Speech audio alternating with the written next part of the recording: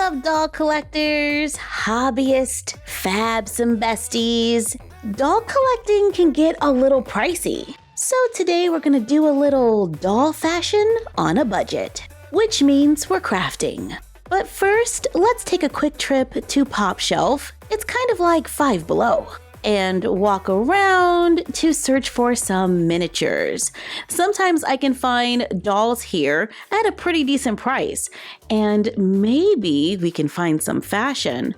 Ooh, that might work. For $3, I think we can use this to expand our doll wardrobe. This doll comes with a top and capri pants. The fit is okay on a classic Barbie. The pants are pretty simple. They Velcro in the back, however, we do have a few loose stitches. The top is a little large. I think we could take that in and adjust the straps. But I do like the simple shape, and I think it has lots of potential. If you plan on buying this set, there are a few inconsistencies. This one is hemmed at an angle, so make sure to inspect them as much as possible. But I think we can use this as a starting point for a pattern, so we can make more doll clothes. I'm sketching a line down the side of the hip, just in case we need it later.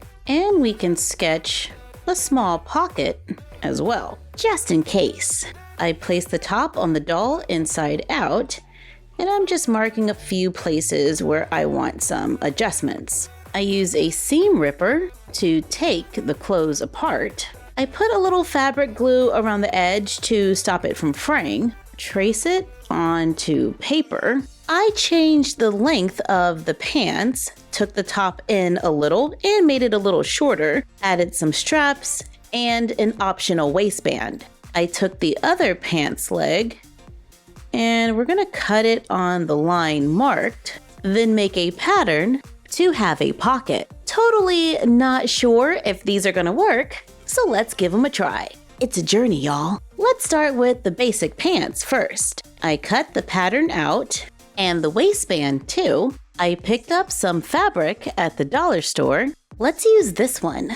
I fold one piece over, place the pants pattern on top, pin it in place, cut it out, so we end up with two. Cut one waistband. I sew a zigzag stitch going around the edge of each piece. Take the two for the pants and lay them good side to good side, lining up the edges, then sew a straight line on the edge labeled front, using a sewing machine or a needle and thread. Connecting the two panels together. Take the waistband and line it up with the top edge. I secure it with pins, sew a straight line going across, then fold it up and over. I ironed it flat, sew a straight stitch to secure it. I did a stitch at the bottom and one at the top. With the good side facing down, fold over and hem the bottom using a straight stitch, then fold it in half, lining up the back edge. Starting at the bottom, I sew a little less than an inch up.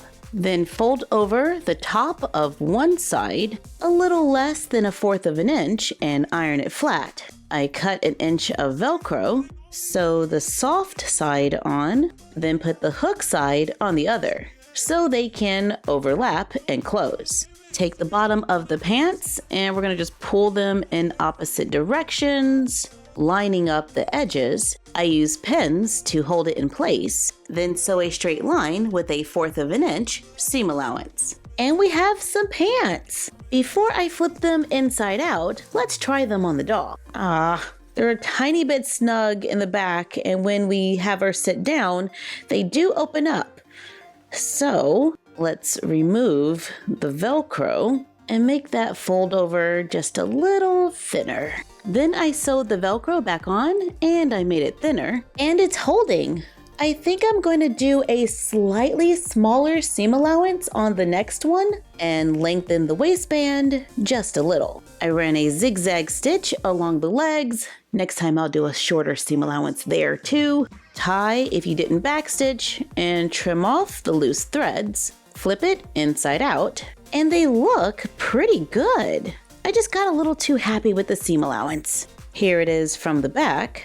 So let's just lengthen the waistband, and I'm gonna make it a tiny bit wider as well, and alter that seam allowance. Here's another fabric I found at the dollar store. It has like a tighter thread count, so let's give it a try. Yeah, this might be a little easier for me to work with. There is very little fraying. I'm doing about 1/8 of an inch seam allowance, and these were pretty easy to get on. You might have to play around with the seam allowance to get exactly the look that you want, but not bad. We can take the pattern and fold it up to make it shorter and make shorts. Oh, they're cute. Let's give the top a try. Cut everything out, fold over the fabric, place the front of the top on the fold, take the back of the top and place it away from the fold, and the straps. Cut them out, take the straps, we should have 2. I fold them in half and iron them, then open it up and fold them in towards the center and iron again, then fold in half and iron. Sew a straight line going down the center. We might only need 1 per shirt if we just cut it in half. We'll get back to that. Take the front, and at the bottom we have these darts. We're just going to fold the fabric over and line up those raw edges, then sew about 1/8 of an inch across, using a needle and thread or a sewing machine. After sewing both, take the back of the top. We have 2 pieces, match them up on the sides with the good side to good side, sew a straight stitch to attach both sides. I did a zigzag stitch going all the way around, cut the strap in half, fold over and hem the arms, fold over the top to the desired length, make a crease, place the straps a little bit over the creased line and sew them across. Then flip them over and stitch again. Hem the bottom and the top of the back, fold over one of the back ends and place it on the doll to know where to place the Velcro. Sew on the straps to make a matching top. My stitching isn't as neat as I would like, so I use a busy fabric to try to hide it. And we can probably add a button or a bow if it's really bad. I think I like yellow. Let's try the other pattern that has pockets. I already made the waistband a little longer. Let's fold over the fabric and cut 2 of everything except for the waistband. We only need 1 of those. Take the front of the pants for the pocket, lay them with the good side facing up, then take the front pocket and place it good side facing down, matching up the curve. On the main pant pattern, I did write pocket on that curve to help you match it up. Sew along the curve. I did a straight stitch with my sewing machine. I make a few cuts, then flip the fabric over and iron flat, giving us a clean edge. Take the piece that says pocket back, match it up with the curve, and sew a straight line. To create the pocket, take the pattern for the back of the pants and place it good side to good side, lining up the straight edge. Sew a straight line, closing in the other side of the pocket. And now this should be about the same size as the basic pattern.